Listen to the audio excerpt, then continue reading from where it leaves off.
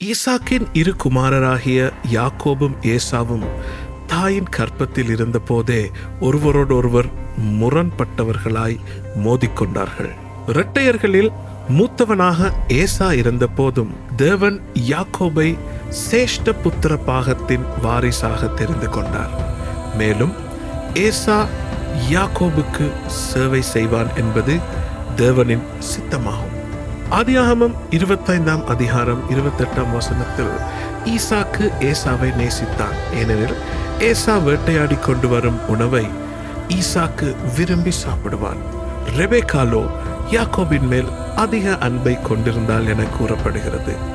ஏசா வன சஞ்சாரியும் வேட்டையில் வல்லவனுமாய் இருந்ததினால் ஈசாக்கு அவனை அதிகமாய் நேசித்திருக்கலாம்.